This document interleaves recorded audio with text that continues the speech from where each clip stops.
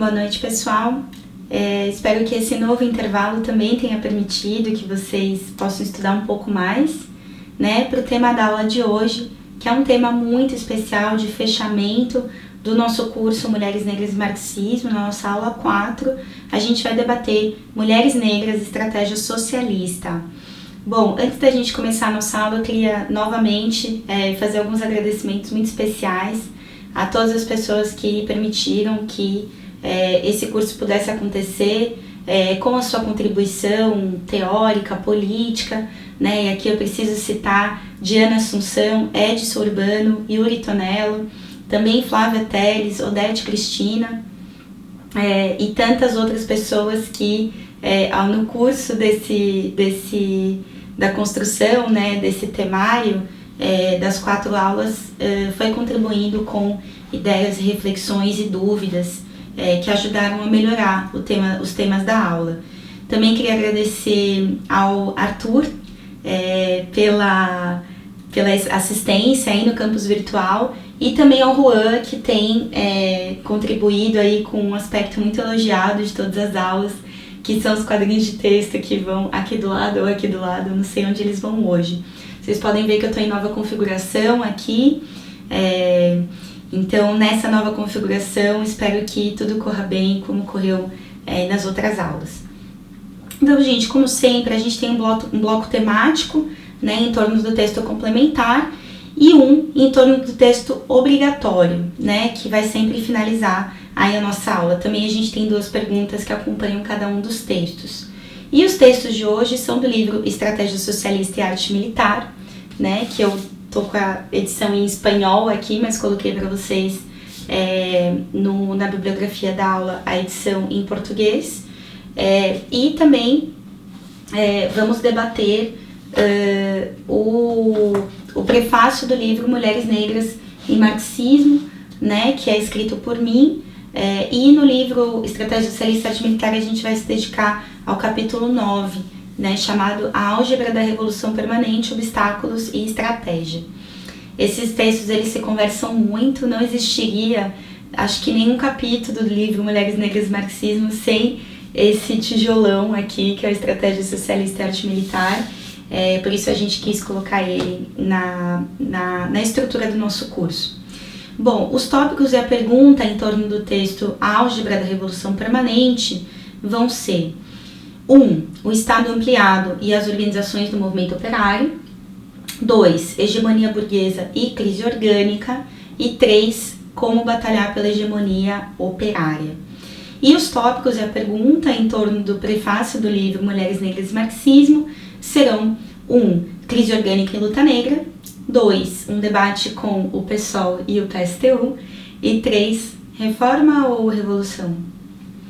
Então, se apronta, vamos para o nosso primeiro texto de hoje, A Álgebra da Revolução Permanente, do Emílio Albamonte e o Matias Maiello. E para entrar nesse texto, gente, é importante a gente entender por que falar de Estado ampliado, né, que é um conceito que vai aparecendo várias vezes aí ao longo da leitura desse capítulo 9. Por que falar sobre isso num curso sobre mulheres negras? Né? A gente veio vendo até aqui que gênero, raça e classe se cruzam no capitalismo, potencializando a exploração e garantindo formas mais eficazes dos capitalistas dominarem a classe trabalhadora.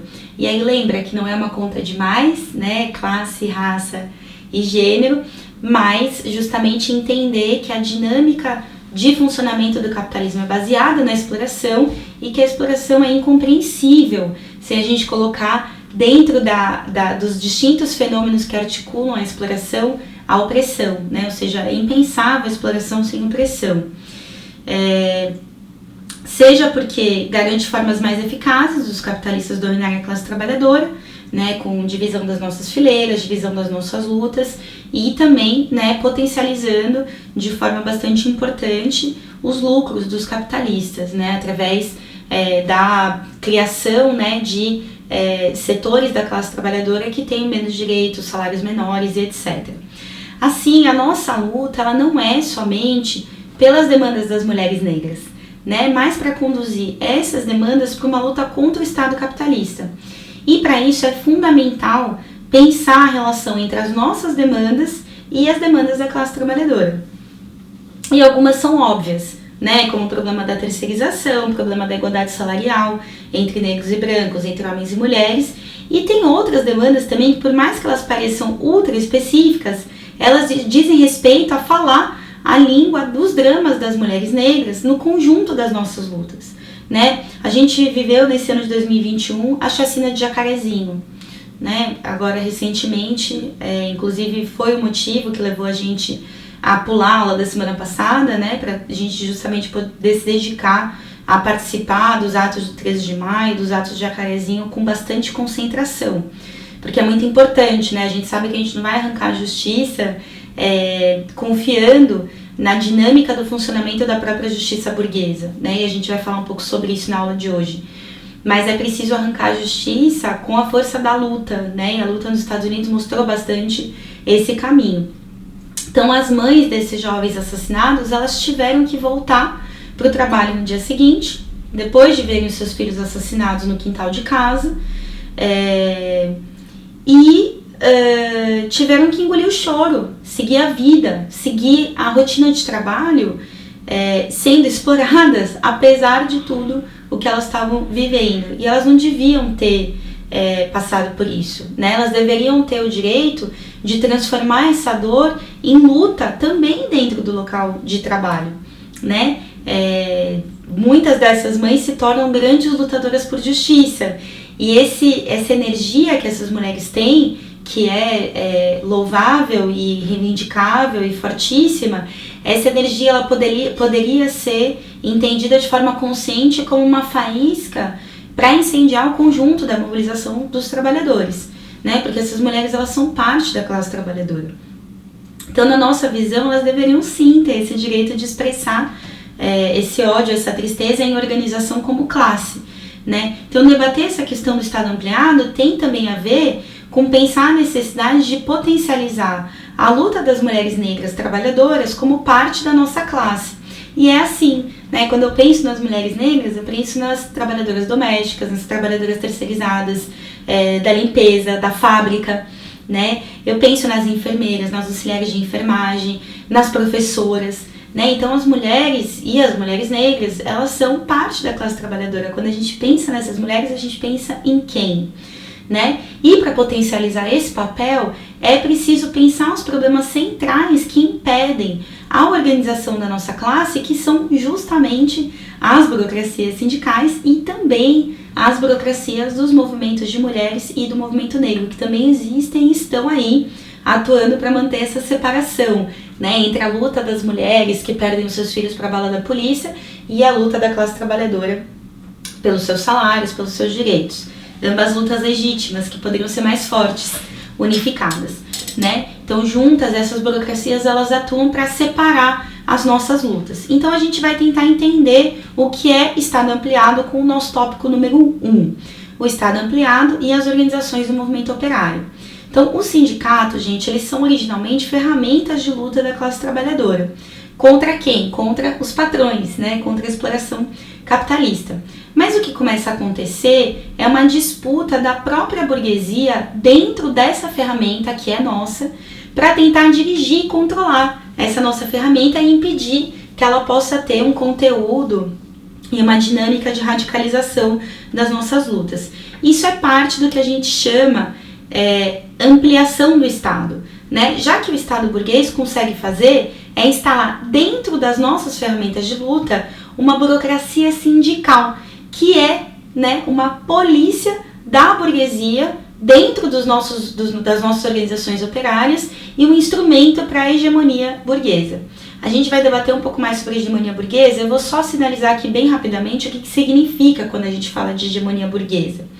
Significa dizer que, frente aos distintos problemas da sociedade capitalista, a burguesia ela vai buscando encontrar formas de se mostrar a melhor classe para lidar com todas essas contradições, né? E é bizarro, porque na verdade ela é a criadora dessas contradições e a mantenedora dessas contradições, né? Essas contradições favorecem a existência da própria burguesia.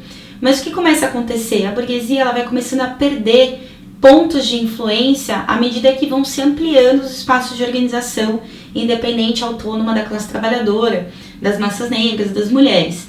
Então começa a ser insuficiente apenas o parlamento, apenas as instituições do Estado burguês oficialmente. Então a burguesia começa a batalhar para entrar dentro dos nossos espaços de organização. E nesse sentido, e começa a ser insuficiente para quê? Essas instituições que eu falei, elas começam a ser insuficientes para justamente convencer a gente de que a melhor via de lidar com todas as contradições da sociedade é a própria burguesia e as suas instituições. Então, frente à nossa sensação e percepção de que essas instituições não resolvem tudo, e a gente começa a fazer as nossas próprias organizações operárias e de movimentos sociais, a burguesia ela começa a entrar dentro das nossas organizações e disputar para que dentro das nossas organizações se expresse também o seu conteúdo político, programático e ideológico, né? Ou seja, dessa forma ela tenta fazer o quê? Hegemonizar o conjunto dos dilemas sociais através do seu programa para a realidade, compondo assim o seu Estado de ferramentas institucionais típicas do Estado burguês, né, como o parlamento, a justiça burguesa, a polícia, né, que é uma instituição bastante demarcadamente parte do Estado capitalista, né, que está aí para reprimir e controlar a massa trabalhadora, a massa pobre. Ela conta com essas ferramentas tradicionais do Estado e ela vai buscar colocar os seus agentes dentro das nossas organizações. E esses agentes são as burocracias, né, tanto sindical quanto dos movimentos sociais. Vamos ver aqui um trecho do livro Estratégia Socialista e Arte Militar, né, capítulo 9, que ajuda a gente a entender como essa necessidade de controlar os nossos passos se realiza no âmbito dos espaços de organização da classe trabalhadora e dos movimentos sociais. Então vamos a esse trecho. Em termos políticos, a ampliação do Estado na sociedade civil é, em grande parte, a resposta a esses processos que, entre outras coisas, tornam totalmente insuficientes os métodos do parlamentarismo propriamente dito como instrumentos para sustentar a hegemonia burguesa. Como sugere Frosini em sua interpretação de Gramsci, a burguesia avança contra a separação entre sociedade civil e Estado de Direito na busca por sua hegemonia. E aí, né, uma citação do Frosini. Não se limita a buscar o consenso a partir do exterior, de forma esporádica, mas o organiza, educando-o com as associações políticas e sindicais, que, no entanto, são organismos privados deixados à iniciativa privada da classe dirigente. Ou seja, que a gente vê em funcionamento aí, né, e que é justamente a leitura do Gramsci, o Estado ampliado é um conceito do Gramsci, que vai estar ali desenvolvido nos cadernos do cárcere, a gente vai ver justamente ele tratar dessa forma, né? Então você tem um Estado de Direito, que tem essas instituições tradicionais, né, do Estado, que eu estava nomeando para vocês, e a sociedade civil. E o que a burguesia vai fazer? Ela vai tentar romper essa separação, colocando seus agentes dentro dessa sociedade civil. Depois ele vai colocar uma outra citação bem interessante, que é em relação a justamente as burocracias, né, sindicais e também os partidos reformistas, que acabam cumprindo uma função bastante parecida de controle, né, das energias e da disposição de luta da classe operária. Então ele fala, para além mesmo dos partidos operários reformistas, uma das grandes conquistas da burguesia nessa tarefa de organizar o consenso foi e é a estatização dos sindicatos, as mais amplas organizações operárias existentes até os dias de hoje. Sobre esse fenômeno, o Trotsky diz que há uma característica em comum no desenvolvimento, ou para ser mais exato, na degeneração das organizações sindicais modernas de todo o mundo, sua aproximação e sua integração ao poder estatal. Esse processo é igualmente característico dos sindicatos neutros, social-democratas, comunistas e anarquistas. Só esse fato já demonstra que a tendência a se integrar ao Estado não é própria de tal ou qual doutrina, mas provém das condições sociais comuns a todos os sindicatos. A burocracia operária foi e é o destacamento avançado para organizar a hegemonia da burguesia nas organizações do proletariado. Esse objetivo é buscado tanto por meios ideológicos como coercitivos, em diferentes tipos de combinação de acordo com cada caso. tá? Então a gente vai ver isso se manifestar nos nossos processos de mobilização, né? Em qualquer categoria que a gente possa falar no Brasil. Eu sou professora, a gente poderia estar falando da categoria metalúrgica ou da categoria trabalhadoras terceirizadas da limpeza.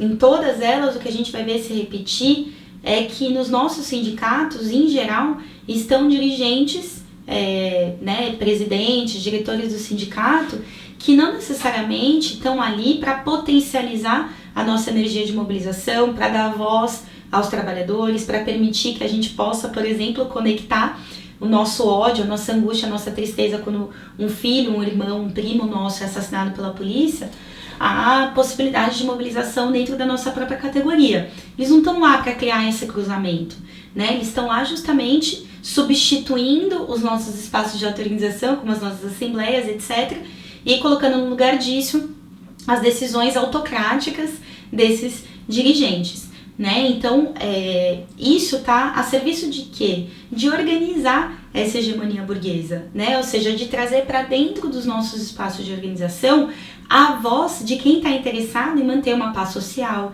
em manter uma dinâmica de ausência de questionamento por parte da classe trabalhadora, né? Essa lógica ela não está a serviço de potencializar e conduzir a nossa luta a dar passos superiores, a avançar, né? Então, nesse sentido, o que é muito interessante a gente entender, né? É que essa burocracia reformista, essa aristocracia operária, esses burocratas dos sindicatos, o que eles fazem, né, como diz o Trotsky, é comer as migalhas que caem da mesa da burguesia, né, e se transformando assim na polícia política aos olhos da classe operária, controlando cada um dos passos da política que se desenvolve no interior da classe trabalhadora, né? Então não implica que esses burocratas sejam funcionários estatais diretos, né? Basta que eles se identifiquem com os interesses burgueses para cumprir nesse sentido a função de Estado.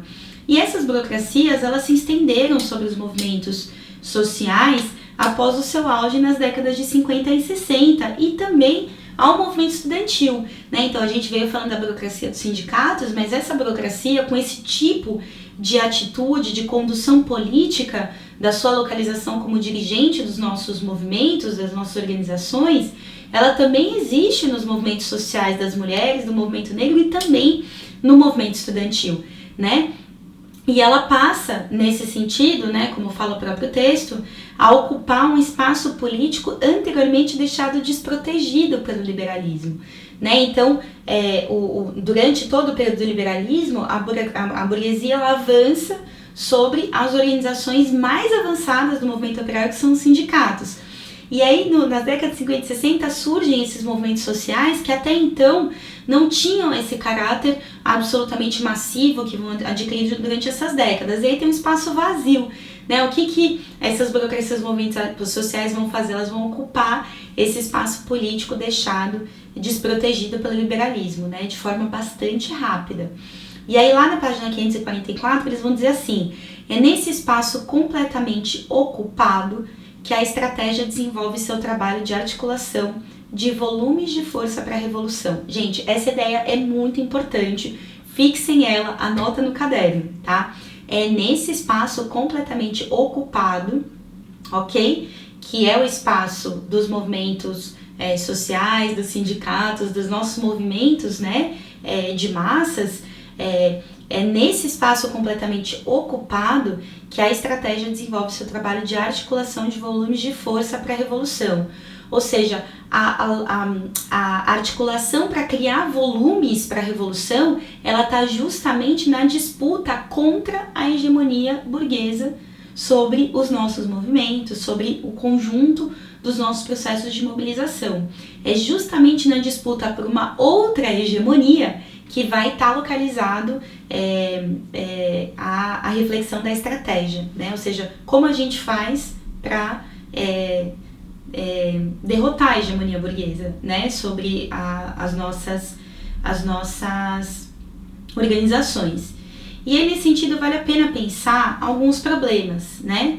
Porque existem alguns riscos ao a gente tratar do Estado ampliado, a gente localizar o terreno do combate da estratégia em outros lugares, né? Quais seriam esses lugares? Tem a ver com a gente pensar a extensão do Estado, tá? Então tem o risco de encarar, como encarou o Althusser, por exemplo, de forma radicalmente onipresente o Estado, né? Então o Estado seria a família, as escolas, as igrejas, os sindicatos, tudo, né? E os sindicatos, não a burocracia sindical.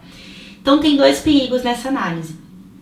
O primeiro perigo é o perigo de encontrar o lugar da estratégia na batalha para ocupar o Estado aos poucos, ou seja, pouco a pouco, e ampliando as forças dentro do Estado e a partir daí transformar o conteúdo do Estado de capitalista para socialista, tá? Que é um conteúdo essencialmente, é uma estratégia, né, essencialmente reformista, né? Não é estratégia que batalha por uma hegemonia da classe trabalhadora para resolver todos os dilemas da realidade. É uma estratégia que batalha para ir ocupando espaços dentro do Estado burguês, para transformar o conteúdo desse Estado de capitalista para socialista. É bastante diferente.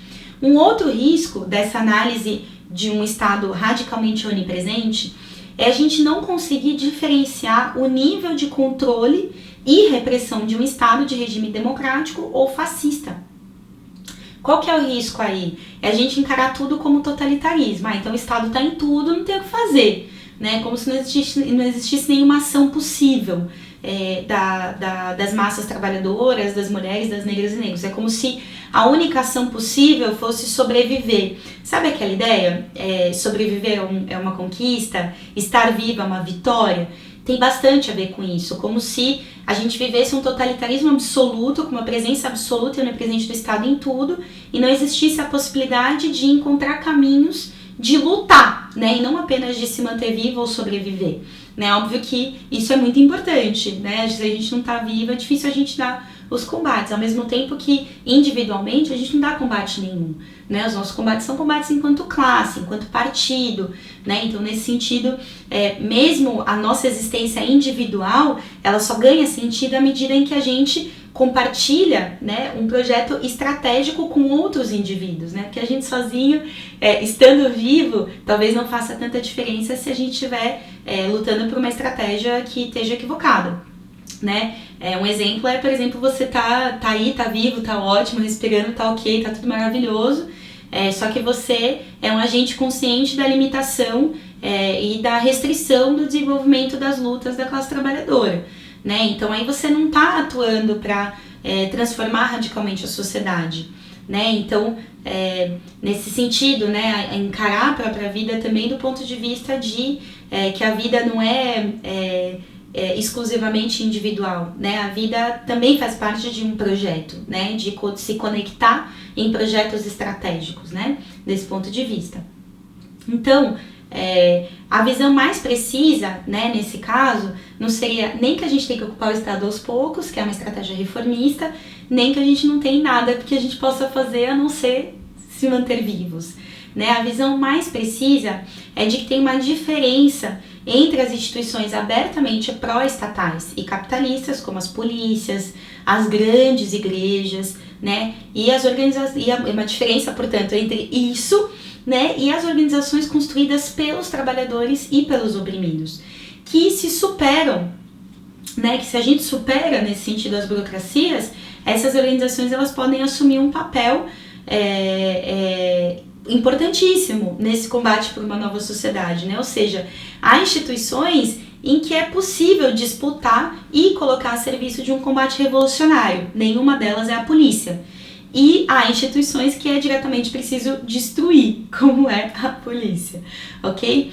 Isso quer dizer, como vão falar os autores lá na página 545, que a ampliação do Estado não elimina a possibilidade de que haja sindicatos não estatizados, como se todos, segundo o Althusser, fossem simplesmente aparelhos do Estado, né? Os sindicatos podem ser recuperados das mãos da burocracia, tá? O que desaparece é a possibilidade de que se mantenham ao longo tempo como neutros, nem estatizados, nem revolucionários, justamente porque o Estado e a burguesia atuam em seu interior, ou seja, não existe neutralidade. Não existe neutralidade em nada, né? Nos sindicatos também não, tá? Os sindicatos, eles não são organizações autônomas, elas sempre vão sofrer a influência e a disputa dentro delas de uma ideologia do Estado da burguesia, e a gente vai ter nesse sentido que batalhar por uma perspectiva, obviamente, revolucionária, tá? E isso é diferente da noção do Kovelakis, tá? Na qual o Estado seria a expressão da correlação de forças do capitalismo. Essa visão ela vem de um erro conceitual importantíssimo e que a gente debateu lá na aula 2, né, quando a gente falou sobre luta negra e luta de classes. Qual que é essa ideia, né? Então vocês vão lembrar lá na aula 1 e na aula 2 que a gente falou que o Estado é a via pela qual a classe dominante de uma época garante o seu domínio sobre uma classe de oprimidos e explorados, contando com um conjunto de instituições e leis que legitimam essa dominação. Então o Estado também não é neutro, tá? Pelo contrário, ele é uma ferramenta de dominação da classe dominante e por isso a chave não é acumular forças dentro dele para transformar essa correlação de forças e ser maioria dentro dele. Isso é absolutamente impossível, tá? A gente vai para o texto lá de novo, porque o Emílio e o Matias, eles colocam uma definição bastante importante nesse sentido. O que eles dizem? Vai aparecer aqui na telinha também. Mas se o Estado capitalista, não o governo e tampouco o regime, fosse uma condensação da correlação de forças, não seria necessária uma revolução para que a classe operária chegasse ao poder, desde que essa conquistasse uma correlação de forças suficientemente favorável. Do ponto de vista estratégico, uma abordagem conceitual, na qual o Estado se amplia até o ponto em que a correlação de forças se expressa no seu interior e o próprio Estado se transforma em terreno estratégico, tem implicações cruciais.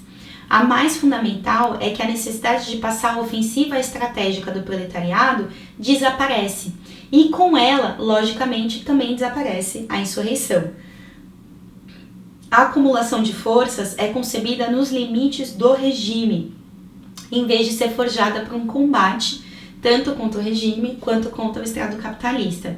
Então, nesse sentido, para a gente, não se trata de achar que o Estado tenha se tornado o centro do combate estratégico, né, para passar de uma sociedade capitalista para uma sociedade socialista, mas sim que diante do avanço em organização da classe trabalhadora e dos movimentos sociais, em seus próprios movimentos, e sua crescente participação no terreno político-social, a burguesia ela foi forçada a, dentro dessas organizações, disputar com seus agentes para produzir influência e controlar o rumo político dessas organizações, como dizem mais uma vez eles, né, contando com a burocracia como sua tropa avançada nessa luta. Ou seja, o campo de batalha não é o Estado burguês em geral, mas as organizações do movimento operário e social, criando um acúmulo não por uma viragem passiva do capitalismo para o socialismo, como se fosse apenas acumular mais forças, né, mas preparar para que as organizações da nossa classe, através desse acúmulo de forças,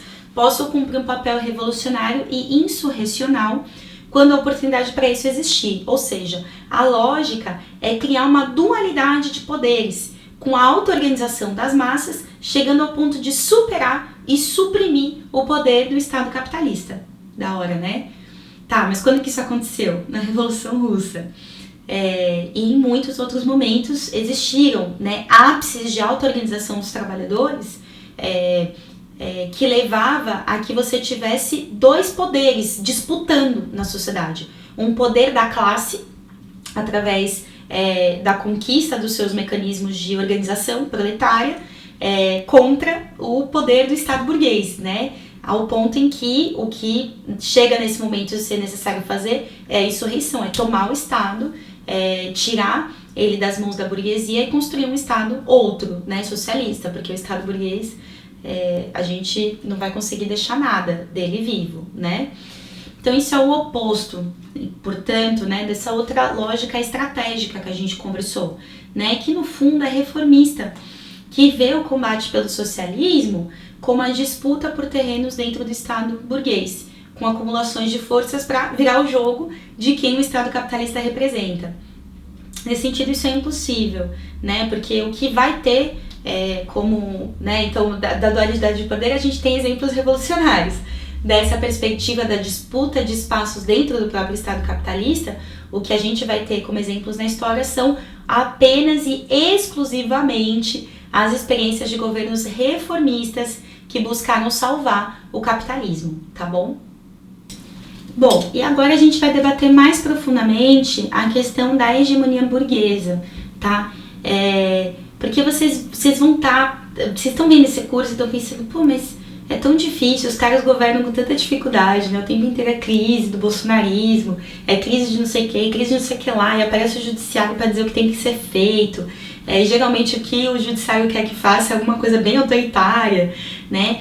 Então, a gente está vivendo um momento agora que é um momento de crise orgânica.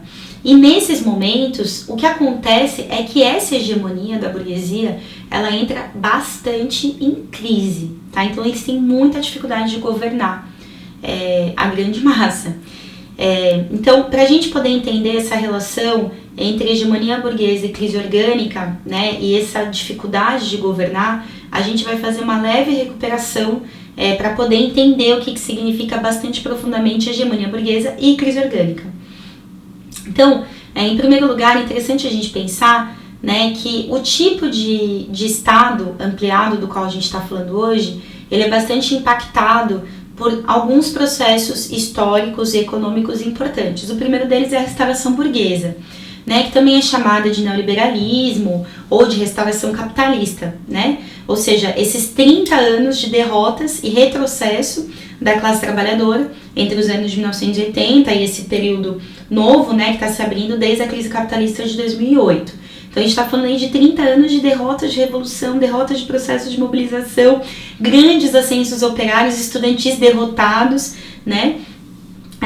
Que é o que configura esses anos 80 a 2008, que leva justamente a um aprofundamento dos ataques dos capitalistas, né? Produzindo mudanças no interior do movimento de massas, como produto das mudanças nas características da própria classe operária, dos centros urbanos, etc., e alavancando o surgimento de novos movimentos que se tornam candentes de cidades mais povoadas, de centros urbanos recheados de contradições e de uma classe operária que sofre os ataques do neoliberalismo, né, do capitalismo pós-queda do Muro de Berlim. Né? Então também tem esse fator, né? O fato de que os capitalistas podem avançar sobre um contingente enorme de trabalhadores através da ofensiva sobre os ex-estados operários, né, do leste europeu. Também a entrada em cena de, enfim, mais de 1 bilhão de trabalhadores indianos e chineses por fora dessa disputa do que, né, ficou conhecido como Guerra Fria, mas também é bastante interessante. Quem quiser adquirir o livro Estratégia Socialista e Arte Militar, a gente tem ele pela Iskra, e tem alguns capítulos dedicados a debater esse processo do que se chama, né, na história de Guerra Fria, né, que é muito interessante, justamente o que foi acontecendo entre esses dois blocos, né, de disputa internacional. Então, bom, esse neoliberalismo ele produz mudanças muito importantes nas características da classe trabalhadora, né? Então tem uma ofensiva da terceirização, da privatização de estatais, da perda de direitos da classe trabalhadora no conjunto do globo, né? E tudo isso vai criando setores mais precarizados da classe e contradições muito importantes entre os setores organizados e com direitos, sindicalizados, etc. E toda essa nova camada da classe operária que está por fora do que existe de mais tradicional da organização dos organismos, né, da classe trabalhadora, dos sindicatos e tudo mais.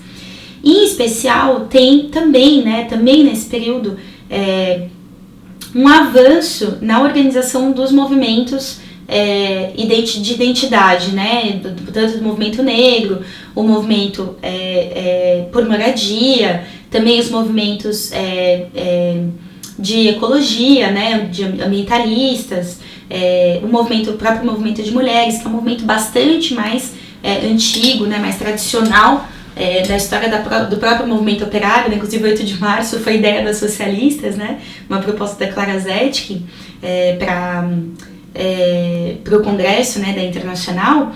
Mas o que é interessante a gente saber é que o que acontece entre 80 e 2008 é que o surgimento dessas contradições de centros urbanos ultrassaturados e com características de uma classe operária muito precarizada potencializou o surgimento de movimentos apartados da classe trabalhadora com características e programas próprios, né, como é o próprio movimento por moradia, por exemplo, né, para dar um exemplo mais concreto para o caso brasileiro. O que eles vão dizer aqui no texto? Que na maioria dos casos, esses movimentos, ainda que policlassistas, não são externos à classe trabalhadora, né? Então, uma pausa. O próprio movimento por moradia, né? Os trabalhadores precisam de moradia. É a classe trabalhadora que está sem moradia no nosso país, né? Então, por que surge um movimento por moradia separado da luta dos sindicatos, né? Por exemplo. Então, ele vai seguir. O movimento de mulheres se entrecruza amplamente com o movimento operário que se feminizou exponencialmente. O movimento negro ou os movimentos de imigrantes são constituídos pelos setores que estão entre os mais explorados do proletariado. Mas também os movimentos por moradia, por transporte, entre outros, quando se tornam massivos, contam com um grande componente de assalariados em suas fileiras, abordando problemáticas que afetam interesses imediatos da classe trabalhadora. Seja uma pergunta pra gente, né? Por que se desenvolvem movimentos que não são abertamente, explicitamente da classe trabalhadora, mas que são temas da classe trabalhadora, né? Ou seja, a gente está falando de temas que são da realidade do proletariado mundial, né? Todos esses problemas. Então, ele segue. A urbanização se chocou com a capacidade limitada do capitalismo de proletarizar os contingentes massivos que afluíam rumo às cidades. Contudo, aproximou os aliados da classe operária das zonas urbanas, tornou suas fronteiras muito mais permeáveis, com o duplo efeito de colocar a classe trabalhadora sob uma influência maior de outros setores, mas também lhe dando uma capacidade hegemônica em potencial, como essa nunca teve antes. E aí vem um trecho muito bonito. Multiplicou os movimentos em detrimento do movimento operário tradicional, mas ampliou também de maneira potencial a riqueza de formas do próprio movimento operário. Por que é muito bonito isso? Porque é um paradoxo, né? Ou seja, as burguesias a nível internacional, elas atuaram para forjar movimentos apartados da classe trabalhadora, inclusive produzindo burocracias, né, também dentro desses movimentos, e buscando batalhar para que fossem demandas em separado. Agora, qual que é o paradoxo? Que o avanço do movimento negro, o avanço do movimento de mulheres, o avanço dos movimentos por moradia, por transporte, os movimentos do clima e etc., o avanço desses movimentos, ele também amplia a riqueza de formas do próprio movimento operário. Porque nenhum desses movimentos consegue deixar de ser, ou deixar de falar, ou deixar de encarar dilemas que são próprios da classe trabalhadora. Né? Então a gente fala, por exemplo, do problema do clima. Gente, o problema do clima é um problema da classe operária africana e do Oriente Médio profundo. Né? Justamente é parte dos motivos que levam a que parte dessas populações migrem para a Europa. Né? Pela falta de alimento, pela seca, pela destruição dos seus territórios, pela expoliação imperialista. Ou seja, os dilemas da classe trabalhadora, eles perpassam cada um desses movimentos. Então, ao mesmo tempo que eles estão em separado da classe trabalhadora, eles também estão ampliando uma riqueza de formas do próprio movimento operário, né? E aí a gente vai ver começar esses processos a se cruzarem, né? A contradição de separá-los ser cada vez maior, né? Então, da precarização do trabalho e do surgimento de franjas precarizadas entre as massas urbanas, se fortalece uma divisão das fileiras da classe trabalhadora entre setores com direitos e médias salariais mais altas e setores em estado de miséria social, né, aprofundando uma divisão também das organizações da classe trabalhadora. Então a contradição ela está bastante aí, né? Esses movimentos eles só conseguem surgir e se separar do movimento da própria classe trabalhadora e da organização dos sindicatos à medida em que os sindicatos não conseguem falar sobre os problemas que vivem essas massas trabalhadoras mais precarizadas.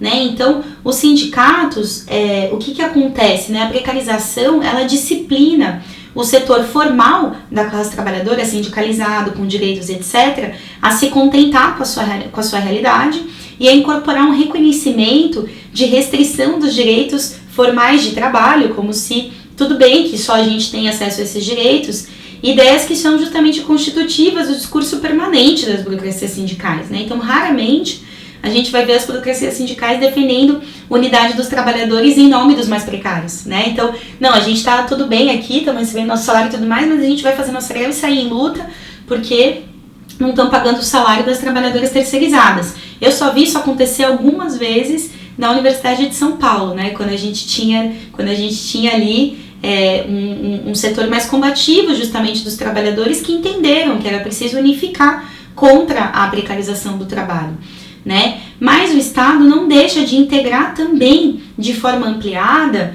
a organização dos setores mais precários da classe, né? Então, se os sindicatos tomam um caminho de se restringir às franjas mais formais da classe trabalhadora, o Estado não vai deixar de buscar organizar e ampliar sua hegemonia sobre os setores mais precários. Então, ele também vai atuar para intervir nessas organizações que surgem em separado, né, dos sindicatos.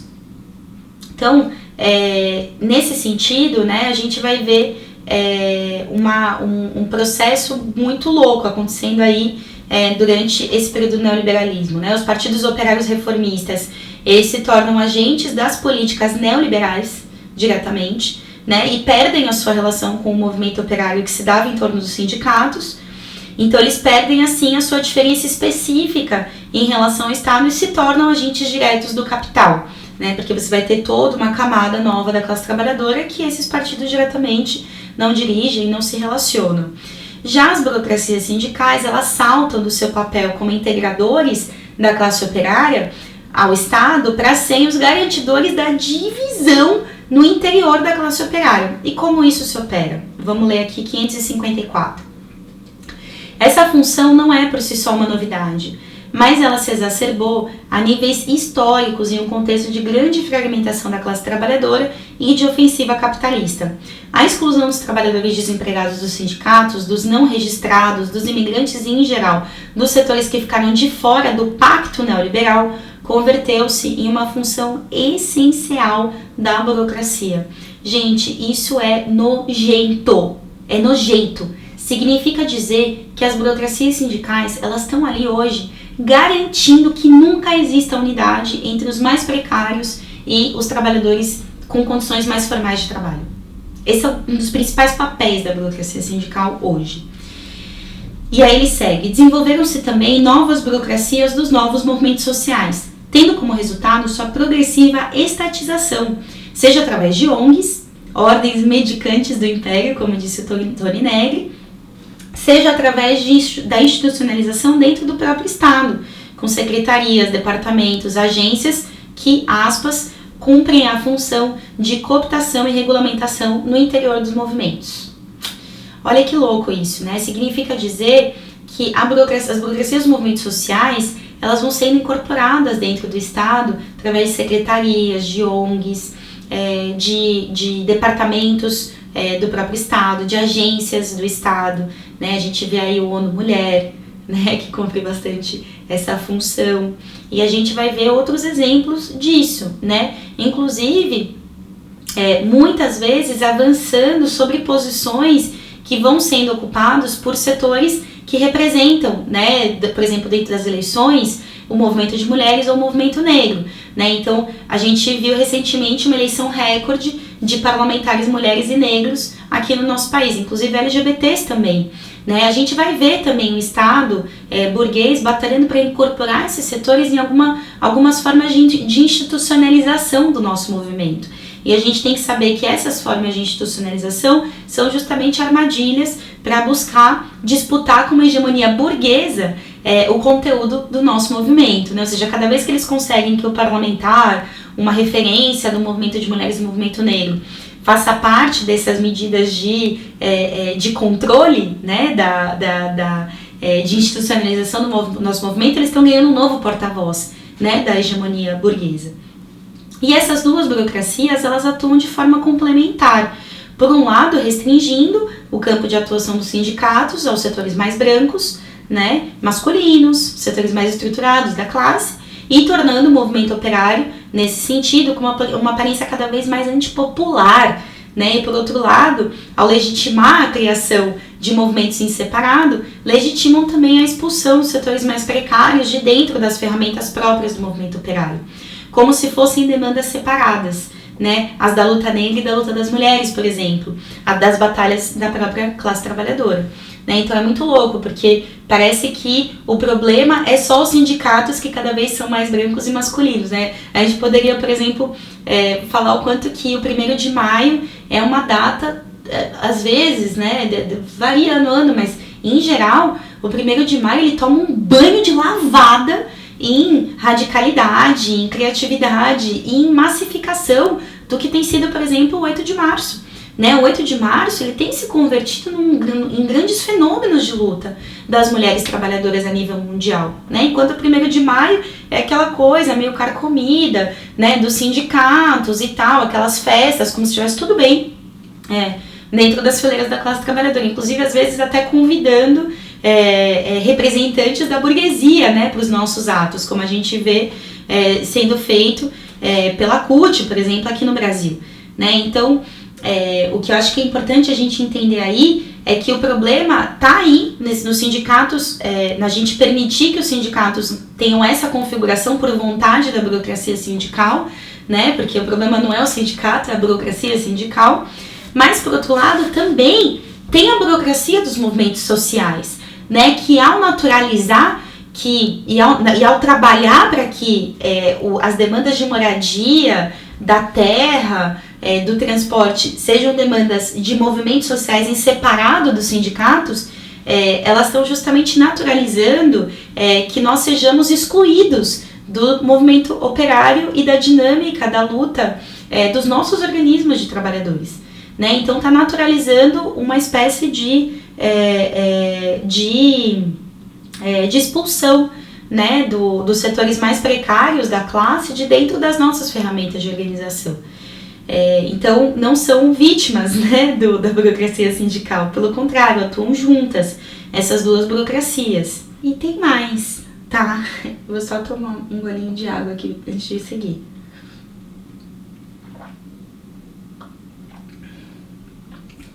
Bom, o caráter policlassista desses movimentos que poderiam atuar para fortalecer justamente uma hegemonia da classe trabalhadora sobre os dilemas da opressão, no lugar disso, submete os setores operários, proletários, né, desses movimentos, a direções pequeno-burguesas e inclusive burguesas, né, que estão à frente como burocracias dos nossos movimentos, né, e que não tem nenhuma intenção de lutar contra o capitalismo. Então, como argumento dessas direções, tem uma série de elaborações pós-modernas que por décadas buscam alimentar a ideia de um mundo do pós-trabalho, da pós-indústria, como se não existisse mais classe trabalhadora e inclusive potencializando formas de atuação na realidade que vão na contramão de um combate de estratégias contra o capitalismo, com leituras das lutas como se fossem necessariamente no campo do indivíduo ou da subjetividade, extraindo qualquer perspectiva de um combate contra as opressões na luta de classes. Né? A gente tem vários exemplos, acho que devem estar vindo, né, referências aí na cabeça de vocês. E a atuação da burguesia dentro dos nossos movimentos, articulando a formação de burocracias que cumprem o papel de defender a estabilidade do Estado capitalista, ela entra em crise em momentos como que a gente está, né, que são momentos de crise orgânica, que são sempre precedidas por crises econômicas. Então, o que seria uma crise orgânica, né? Vamos buscar entender como ela vai se construindo.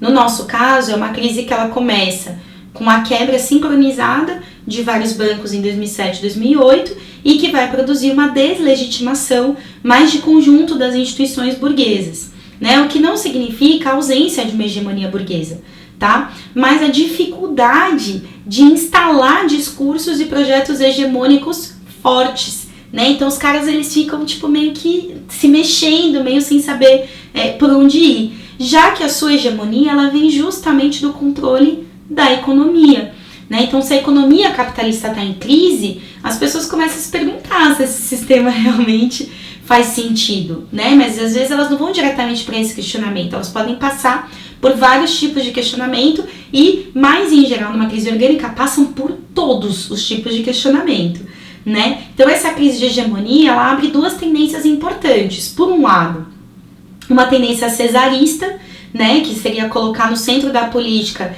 indivíduos, salvadores da pátria, juízes em nome de um bem comum, que não é um bem comum, tá? Que vão aí flutuar sobre todas as instituições do Estado, como tentou ser o Trump nos Estados Unidos, inclusive com o discurso de que são outsiders, né? Porque as pessoas, numa crise orgânica, elas não têm muita confiança nos partidos tradicionais, nas instituições do regime, então elas gostam de uma pessoa que parece que é meio que meio que não é de lá, entendeu? Que meio que é meio maluca, assim, que tipo, né?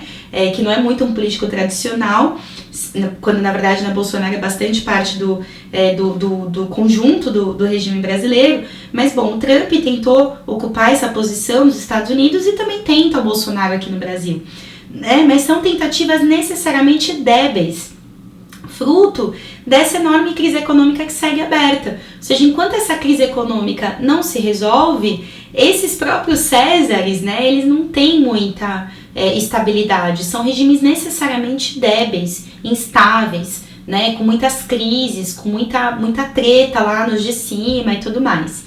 E é um cenário de transição que também abre caminho, paradoxalmente, também a apresentação de uma perspectiva de hegemonia operária sobre todos os problemas da humanidade, ou seja, abre aspas. Em geral, trata-se de um cenário de transição em que o velho ainda não terminou de morrer e o novo não terminou de nascer. No entanto, é nesse contexto, ao calor de maiores enfrentamentos entre as classes, e não pacífica e evolutivamente, que a classe operária pode se recompor e emergir em uma nova estrutura político-social saturada como um sujeito independente e capaz de aproveitar a desarticulação da estrutura hegemônica para soldar uma nova aliança de classes que seja uma alternativa de poder. Muito lindo, né?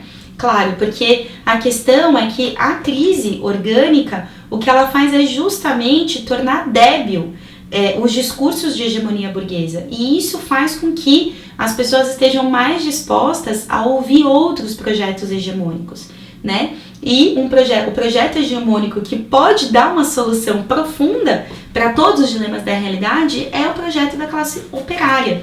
Por quê? Né? Porque a classe trabalhadora, como a gente veio falando, né, pela dinâmica da própria luta de classes, ela é a classe sobre a qual está colocada, a gente debateu muito isso naquela aula Luta Negra e Luta de Classes, né, que foi a aula 2 do nosso curso, também na aula Opressão e Exploração, aula número 1, a gente foi debatendo justamente isso, né, ou seja, como que está colocado na mão da classe trabalhadora por ser a classe de essenciais que mantém o mundo em funcionamento, ao mesmo tempo que é roubada, é sequestrada de tudo que produz, né, impedida de ter acesso a tudo que produz. Essa classe trabalhadora, ela tem as condições materiais de poder assumir controle sobre tudo que ela produz, né, porque ela já está lá, já está fazendo tudo, é só ela ter consciência disso.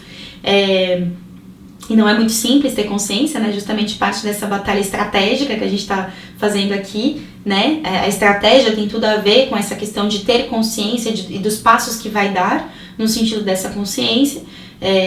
E essa classe, justamente por isso, ela tem a capacidade de resolver todos esses outros dilemas, né? Porque, em última instância, todos os problemas da nossa realidade, eles não precisariam existir se a gente for pensar nas condições técnicas, nas condições dadas pela ciência, pela técnica, pela indústria. A gente não precisaria estar passando fome no Brasil. Não precisaria ter mais da metade da população com fome num dos maiores produtores de alimento do mundo. Isso só é possível no capitalismo, entende?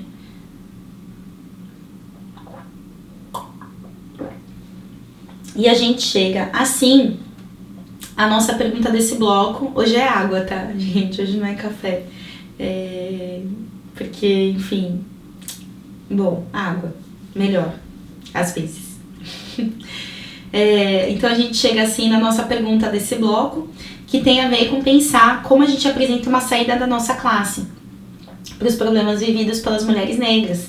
E como a gente impede que as respostas venham sempre da burguesia ou da pequena burguesia, terminando que nunca se resolvem, né? Porque esses setores, eles nunca vão apresentar uma saída ou um conjunto de saídas eficientes e profundas, para esses problemas. Ou seja, a nossa pergunta: como batalhar pela hegemonia operária?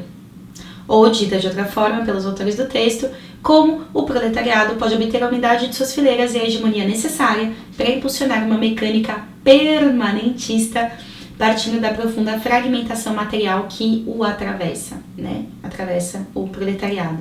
Né? Então, como conseguir unidade de fileiras de uma classe trabalhadora que está dividida em tantos estratos, né? É o muito precário, é o migrante, é o negro, é a mulher negra, a mulher indígena, é o indígena. Então, assim, é muita fragmentação, né, que a burguesia colocou sobre a gente. Então, como fazer para unificar essa classe? Porque sem unificar não vai dar certo. Esse é um dos grandes problemas. E a burocracia sindical está lá separando. A burocracia dos movimentos sociais também está lá separando. Como que a gente faz para unificar? Isso é um grande dilema, né, da nossa época. E aí, a palavra permanentista, que eu destaquei aqui com o olhar, ela tem a ver com o que a gente debateu na última aula, né, que é a teoria da revolução permanente. Quem não estiver lembrando da teoria da revolução permanente, eu explico ela na aula 3. Tá? Então a gente pode até ver uma forma de colocar algum link, algum quadrinho aqui em alguma altura do vídeo, para a gente poder ver exatamente o trecho em que rola essa explicação. Então, o que vai acontecer aqui? Por que a teoria da revolução permanente é uma teoria importante?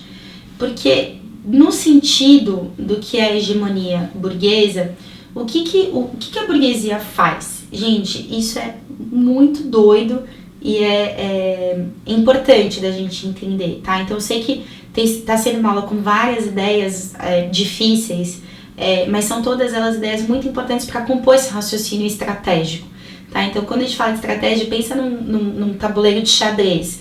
Não tem muitos movimentos e peças que a gente tem que articular. É isso que a gente está fazendo nessa aula, tá? Pode ser um pouco difícil, mas eu tenho certeza que vai servir muito para vocês, vai ser muito importante, tá bom?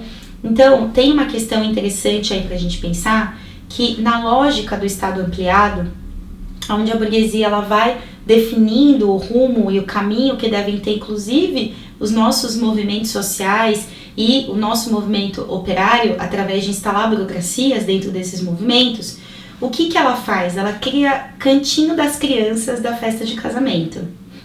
Eu adoro essa analogia, ela foi dada pelo próprio Matias, num curso que a gente fez com ele aqui no Brasil, quando ele veio nos visitar, e é uma ideia muito interessante, porque o que a burguesia faz? Eles confinam a classe operária a um lugarzinho, a um canto independente da atividade, num terreno, aí eu vou para o texto, cujos limites, forma e aspectos são determinados ou permitidos pelos liberais e não compreende as tarefas da classe, tá? Apenas compreende as tarefas da classe quem volta a atenção e a consciência e a atividade prática para a necessidade de reconstruir esse próprio terreno, toda a sua forma, todo o seu aspecto, para expandi-lo para além dos limites permitidos pelos liberais.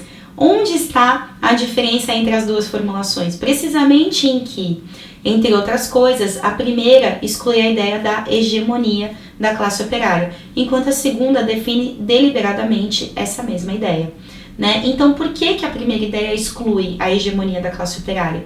Porque quando a gente aceita ficar no cantinho das crianças da festa de casamento, é um cantinho que os adultos criaram para as crianças não atrapalharem o casamento. Então, eles vão lá, cria aquele cantinho, você fica lá brincando naquele cantinho, achando que você tá causando na festa, que os adultos estão tudo enlouquecidos, quando na verdade aquele cantinho da zoeira foi criado justamente para as crianças ficarem lá e não atrapalharem o que realmente está acontecendo naquele evento que é o casamento. Então, enquanto a burguesia está fazendo todas as suas negociações, lançando todos os ataques, preparando todos os ataques contra a classe trabalhadora, eles vão conduzindo os nossos movimentos a atuarem dentro de um terreno cujos limites são definidos pela própria burguesia.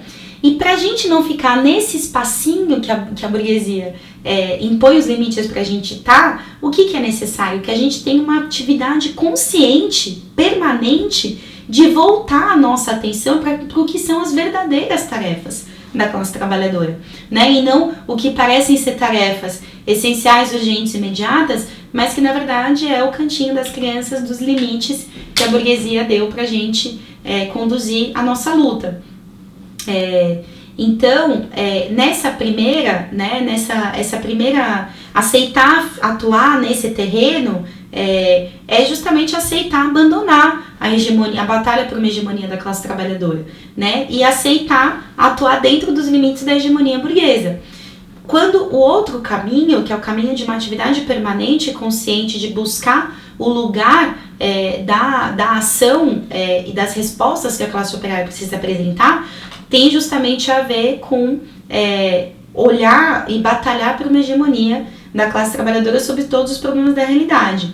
E o único meio para superar esses limites é o combate, né, esses limites que a burguesia dá para o nosso movimento. E esse combate ele passa por vários terrenos, mas ele se inicia necessariamente no combate contra a polícia política, né, que são as burocracias dos sindicatos e dos movimentos sociais, que fazem parte da construção desses limites de até onde a nossa atuação pode ir. E aí os autores falam, mas se inclusive as próprias organizações do movimento operário estão ocupadas pelo inimigo, como articular a força material e moral para sair desse verdadeiro cerco estabelecido pela burguesia? Bom, em primeiro lugar, é preciso que os revolucionários busquem constituir alas revolucionárias dentro desses movimentos, que também têm as suas burocracias, né, os movimentos sociais, e que buscam colocar os nossos movimentos a serviço de um combate pelas massas. Nós busquemos, né, os revolucionários, um combate pelas massas, ou seja, a ideia geral que constitui o partido de vanguarda do Lenin, que é uma vanguarda que tende a massas, por assim dizer, né? Ou seja, ela disputa dentro das ferramentas dos setores mais organizados da classe, no sentido de conduzir respostas massivas para a classe trabalhadora, para o povo pobre e para as massas negras. Ou seja, que os nossos movimentos operários e sociais deixem de estar a serviço de si mesmos e do Estado capitalista e possam estar a serviço da grande maioria da população. Isso é uma disputa pela hegemonia operária, né? Porque é apenas assim que no lugar das ONGs, da Globo ou dos setores da burguesia hegemonizarem as respostas ao racismo, a batalha seja para colocar as nossas organizações operárias a serviço de apresentar essas respostas superiores e definitivas, que nenhuma força do Estado burguês seria capaz de oferecer.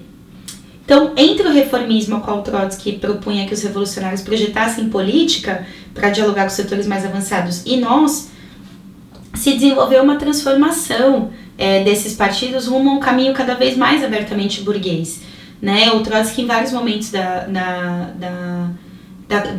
do surgimento da Quarta Internacional, antes na oposição de esquerda, ele defendia ir aos partidos reformistas para disputar os setores mais conscientes, né? Hoje, depois de neoliberalismo e tudo mais, esses partidos eles cumpriram um papel específico na história, né, que impediu inclusive que os setores mais avançados da classe estivessem ali dentro, né, porque inclusive gerou ódio nos setores mais avançados da classe.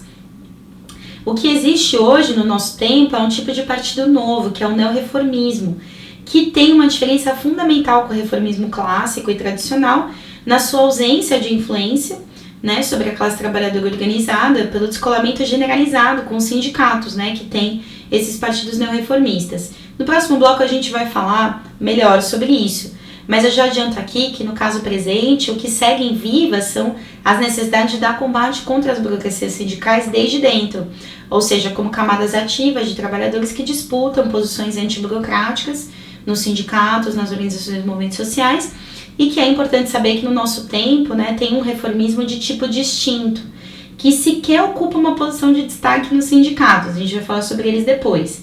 E para dar esse combate, uma ferramenta muito forte é a Frente Única Operária, né, que em síntese é a unidade dos sindicatos, das suas bases proletárias e das suas direções numa ação de rua comum contra, né, os ataques dos capitalistas, na qual nós, como revolucionários, a gente atua se opondo à burguesia como parte dessa frente, né, e que tem como objetivo ganhar para a revolução as massas de operários reformistas ou centristas através da experiência em comum na luta de classes. Para que isso seja possível, né, para que esses setores de massas possam ouvir as ideias dos revolucionários, as frentes únicas jamais podem ser tratadas como ferramentas de dissolução do programa dos revolucionários, ou de qualquer tipo de docilidade ou de passividade com as burocracias, né? Então, falemos também sobre a confusão que se busca fazer, né, na boca da esquerda reformista e centrista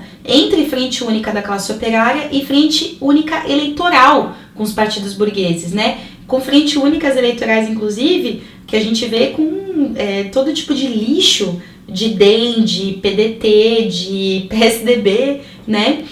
Que leva aqui, inclusive, setores da esquerda reformista e centrista abrem mão do seu próprio programa em nome de fazer parte de uma frente única com setores da direita do país. Ou seja, isso não tem nada a ver com disputar a hegemonia da classe trabalhadora sobre o conjunto dos problemas da sociedade. Tem a ver com se submeter ao cantinho das crianças da festa de casamento, né? A Frente Única Operária, ela é outra coisa, né? Ela é um polo de atração para todos os movimentos sociais dissipados, né? Porque, por exemplo, imagina uma Frente Única Operária, gente, imagina isso, uma Frente Única Operária por Justiça por Jacarezinho. Todos os sindicatos do país unificados nas ruas por Justiça por Jacarezinho, né? Unificando como um polo de atração também os movimentos sociais dissipados, né? Visando fortalecer, portanto, as reivindicações de cada setor oprimido, né? Ou seja, nesse caso, fortalecendo as reivindicações das mães por justiça, através da unificação de distintas categorias de trabalhadores, que é o que a gente quer fazer quando a gente diz que todos os sindicatos da CUT, da CTB, dirigidos pelo PT e o PCdoB, deveriam paralisar ao menos um dia por cada morto em Jacarezinho, né? Significa exatamente isso.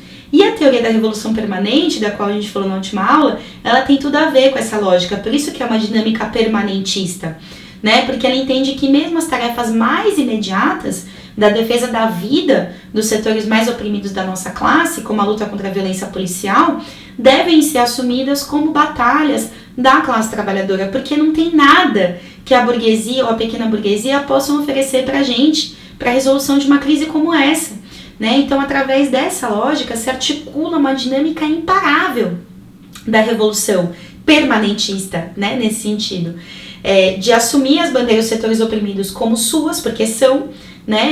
Porque, inclusive, a gente está falando de uma classe trabalhadora que é majoritariamente feminina, majoritariamente negra, né? A classe trabalhadora, ela em frente única, articula uma luta para fora dos limites da sua atuação, dados pelo Estado ampliado, né, definidos pelo Estado ampliado, e ao fazer isso, ela é obrigada a articular mecanismos de auto-organização para organizar, fortalecer, defender a sua própria luta, e percebendo assim que mesmo as demandas mais mínimas da nossa classe, o direito à vida, à vacina, o direito a não passar fome, exigem que se lute de forma totalmente separada das organizações burguesas e dos interesses da burguesia.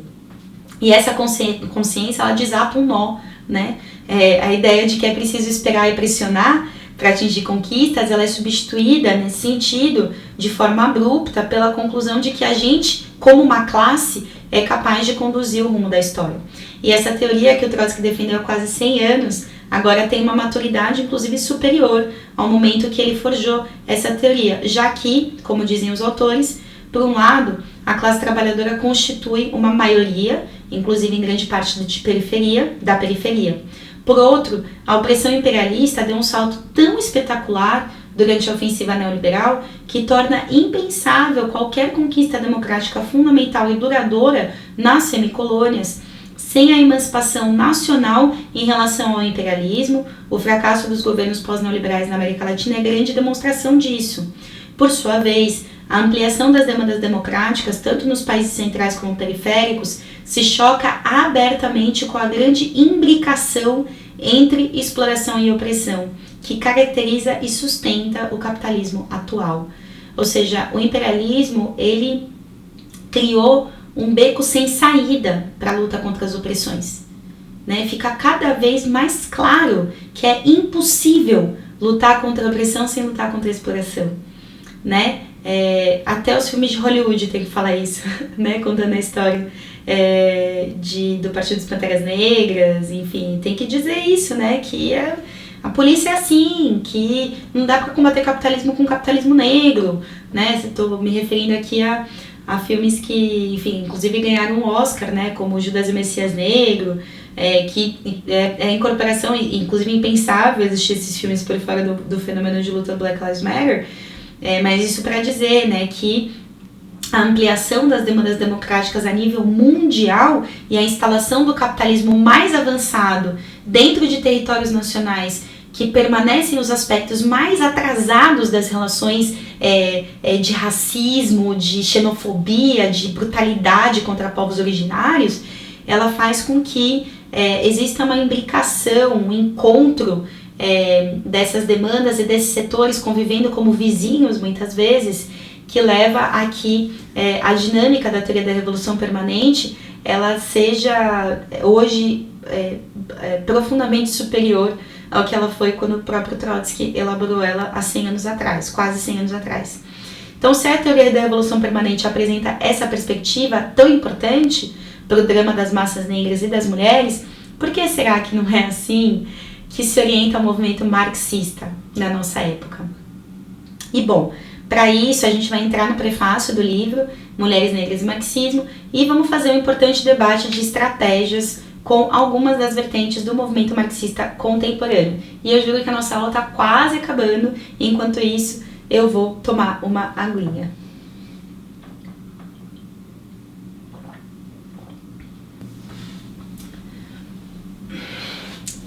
Bom, comecemos então com o tema crise orgânica e luta negra, né? Então a gente foi vendo como em situações de crise orgânica fica muito mais difícil para a burguesia estabelecer discursos hegemônicos potentes, fortes, né? Ela tem uma grande debilidade no sentido da própria hegemonia burguesa.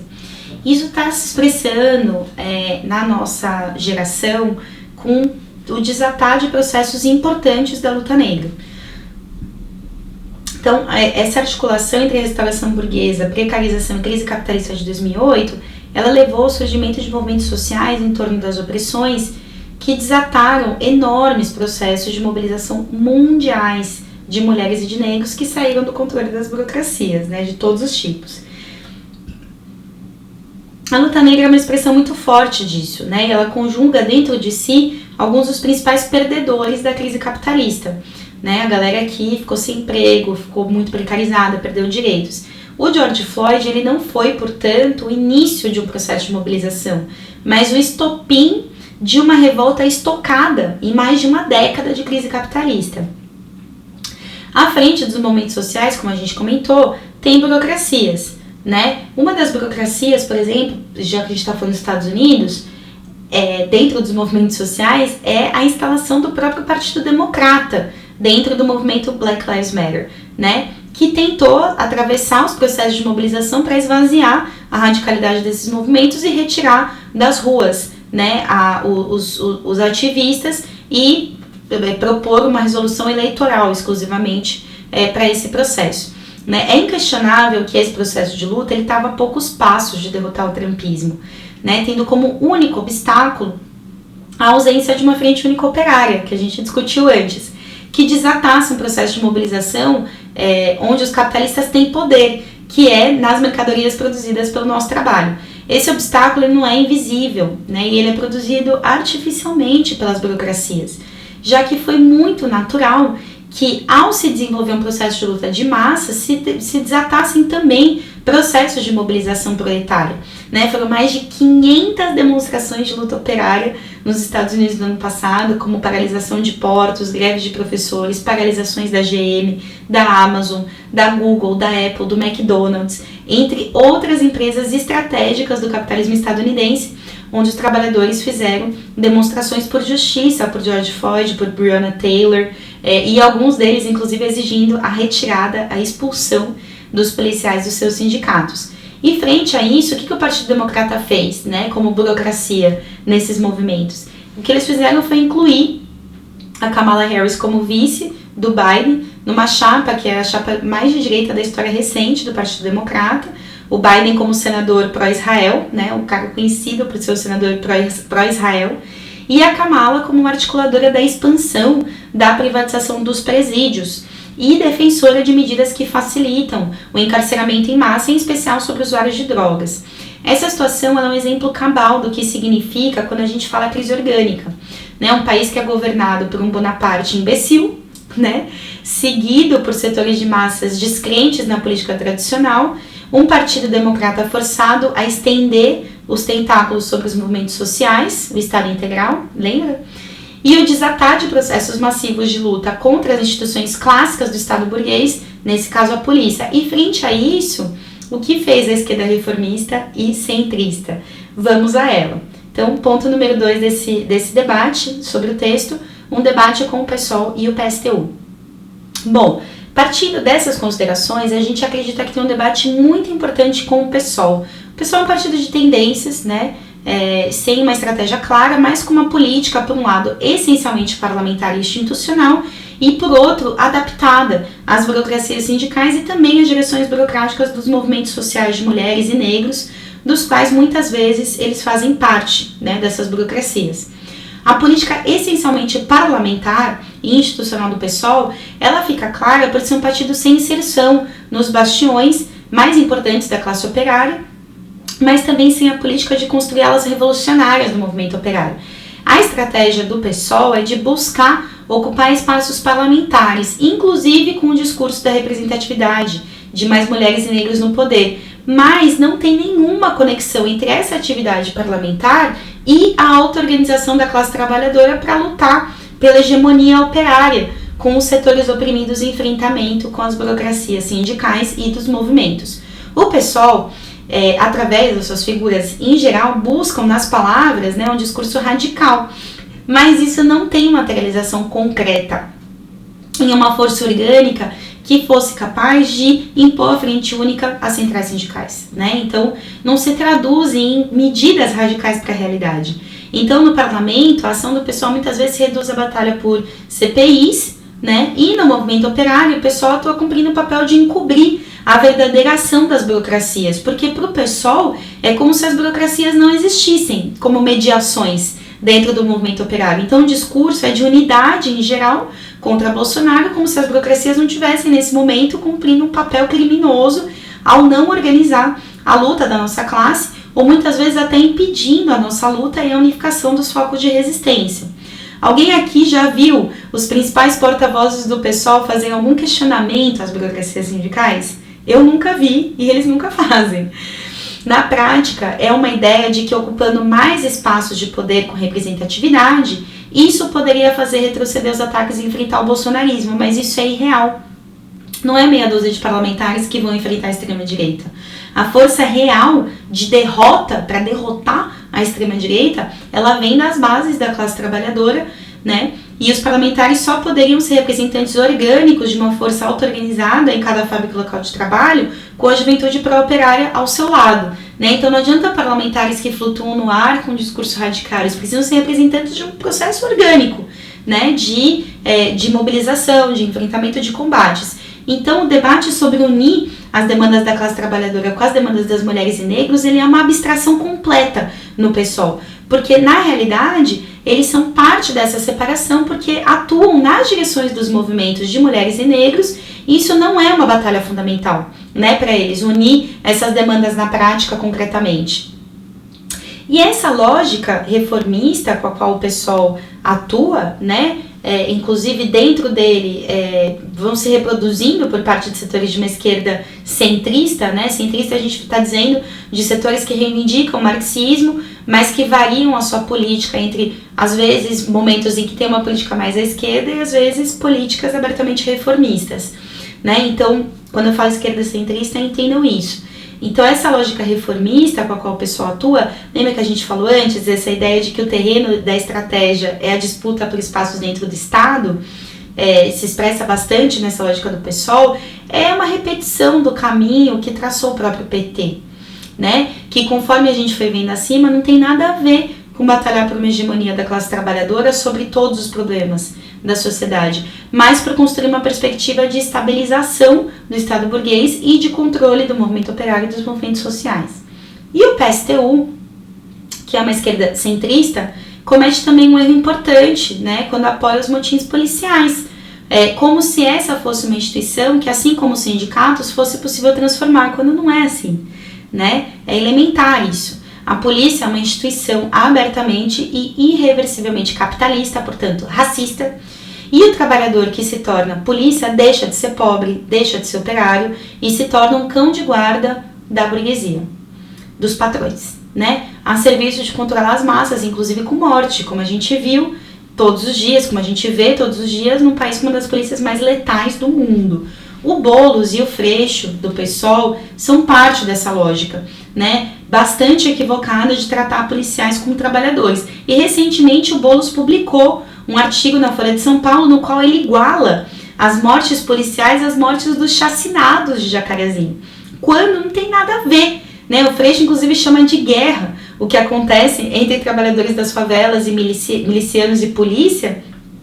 Mas como que a gente pode chamar de guerra quando as mortes são só de um lado, né? A gente está falando de um massacre, né? De uma ação de repressão estatal, né? No caso brasileiro, de profunda repressão por toda a história de luta que percorre as massas negras que se acumulam nos morros e nas favelas, né? Então, é muito importante para o Estado brasileiro controlar de forma bastante violenta as massas negras. Isso não tem como corrigir e controlar isso, né? Não tem como reformar isso. Então, não tem qualquer forma de correção ou controle que seja possível para a polícia, né? E, inclusive, no curso da luta de classes, na história, fica claro que em todos os momentos mais agudos, a classe trabalhadora, ela chegou à conclusão de que era preciso dissolver a polícia, né? Dissolver essa instituição.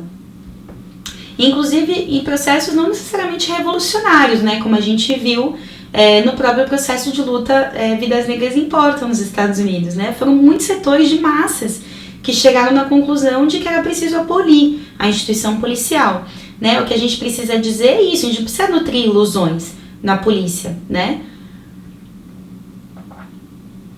E só a critério de nota, é importante falar também sobre o PCB e a UP, né? Que além de serem partidos que reivindicam a revisão do marxismo, que é o stalinismo, que eu expliquei várias vezes nas últimas aulas, né? O que significa reivindicar o stalinismo, que é uma traição à luta das mulheres, à luta negra, etc. Esses partidos, eles também têm um caminho muito parecido com o do PSOL, no sentido de se submeter às frentes amplas com a burguesia e às burocracias sindicais, né? Então, a gente vai ver figuras aí do PCB, como Jones Manuel, com um discurso bastante radical, né? Nas redes sociais e tudo mais. Agora, no dia a dia, o que esse partido faz é se submeter às frentes amplas, à espera de 2022, a não crítica às burocracias sindicais, nenhuma delimitação com as burocracias, como se não existisse nenhuma mediação, né, entre a unidade dos trabalhadores e o papel das burocracias. Então, não destinam qualquer tipo de crítica ou exigência pública. Me mostrem também, se tiver. Eu nunca vi porque não fazem.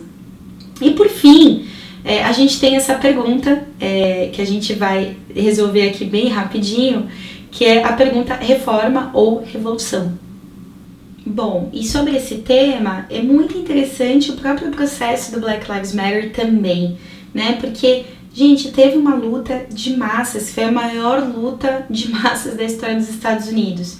E o que é muito interessante a gente pensar é que não tem um abismo entre a revolta e a revolução, né? O que impediu que Black Lives Matter pudesse ser uma revolução nos Estados Unidos, né?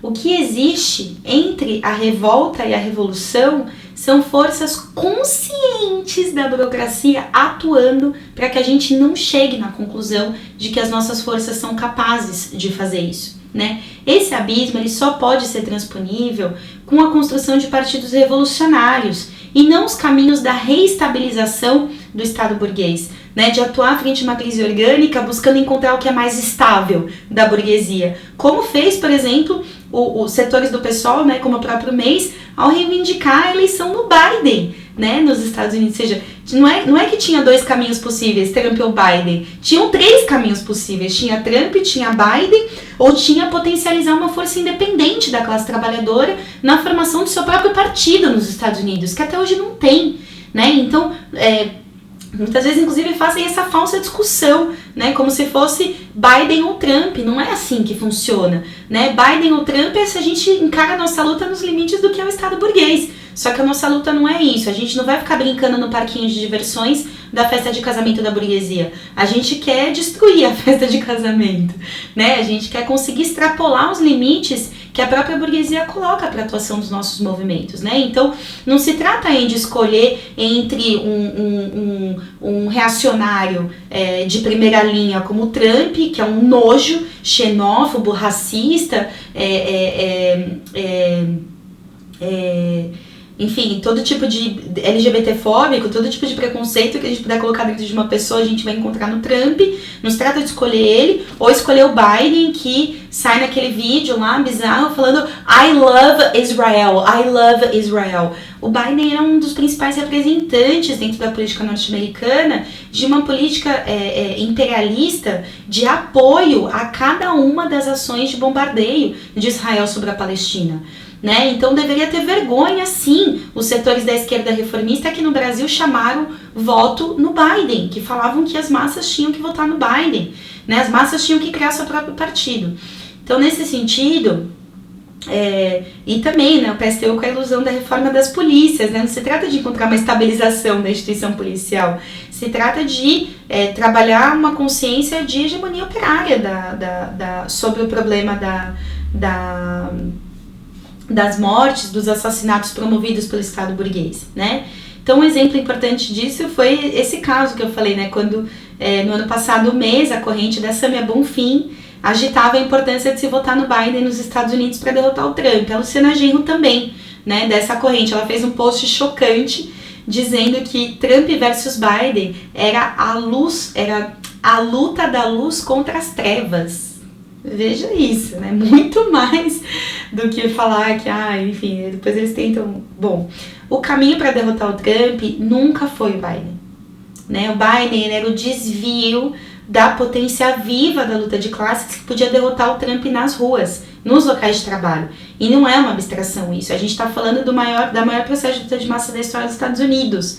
É impossível também criar uma ponte entre revolta e revolução que passe por fora de conectar cada um dos dramas mais sentidos das massas negras a uma unidade da nossa classe contra cada uma dessas dores, né? Da luta por moradia, a luta contra a fome, por vacinas, por salários dignos, por igualdade salarial, por distribuição das horas disponíveis de trabalho para todos os que não têm emprego, né? Por todos os direitos para entregadores e domésticas, né, que são aspectos programáticos que se inspiram no programa de transição do Trotsky e que devia orientar a política de todos os que reivindicam a Quarta Internacional, né, vários deles setores da esquerda que eu fui citando durante essa aula. Então, nesse sentido, estão também os obstáculos criados pelas burocracias dos movimentos sociais que dentro do movimento negro cumprem o papel de destacar respostas para o drama das massas que não dizem respeito à realidade da grande maioria, né? Alguns deles falam em capitalismo negro, como se fosse possível, né, enfrentar capitalismo com capitalismo. Outros buscam nos conduzir a batalhas individuais por inofensivos lugares de fala ou por empoderamento individual, como se não fosse possível empoderar toda a nossa classe e ter mais do que fala, ter poder. Né? Para todos eles é necessário apagar o papel do marxismo na luta contra o racismo e o patriarcado. Um papel que eu fui destacando, né, junto com as companheiras que organizamos e pensamos esse livro, Mulheres Negras e Marxismo, um papel de destaque dos e das marxistas na conformação de uma batalha radical e profunda contra o patriarcado e o racismo. E no lugar do marxismo, eles colocam teorias incapazes de mostrar a beleza da luta negra, da luta das mulheres e da luta proletária contra o capitalismo. Eles forjam heroínas e heróis individuais que, em comparação com as massas proletárias negras imigrantes em luta, são bobocas mandando beijos de Paris. Nesse sentido, o erro comum a todas as esquerdas reformistas, stalinistas e centristas é a ausência completa de qualquer combate a essas lideranças e a seus projetos de retirada das massas negras do combate proletário, que como trabalhadoras e trabalhadores a gente tem a potência de cumprir. E esse livro, Mulheres Negras e Marxismo, é também uma ferramenta para a gente poder olhar a nossa história, o nosso presente e o nosso futuro com esses olhos, com os olhos de quem vê a beleza das grandes lutas de massas da história, nas quais as mulheres e os negros cumpriram um papel muito destacado, e nunca jamais abaixar a nossa cabeça frente à arrogância desses líderes burocráticos. A batalha pela construção de partidos revolucionários que comecem também por um diálogo permanente para forjar uma vanguarda antiburocrática nos sindicatos e nos movimentos sociais é chave. E é para isso que esse curso também se dedica, e também aos que se dedicam todos os grupos da fração trotskista internacionalmente. E nesse sentido eu também convido todos vocês a lerem e debaterem com a gente o manifesto que a gente publicou frente à crise sanitária e econômica, e convidando, nesse sentido, através desse manifesto, indivíduos e grupos de esquerda a se somar nessa perspectiva. Dá para encontrar o Manifesto Internacional da Revolução Socialista no site da Esquerda Diário. Também estão todos convidados a conhecerem as nossas agrupações de mulheres e negros, o Pão e Rosas, a agrupação de mulheres, e o Quilombo Vermelho, a nossa agrupação de negras e negros anticapitalistas, e também a serem contribuidores dessa ferramenta que é o Esquerda Diário, que é uma mídia a serviço da luta dos trabalhadores, dos setores mais precários da nossa classe. E assim, eu respondo esse bloco, dessa pergunta, e termino esse curso, que foi um enorme prazer criar para vocês, com uma forte citação também do livro Estratégia Socialista e Arte Militar. Há 150 anos da Comuna de Paris, trago essa citação para vocês.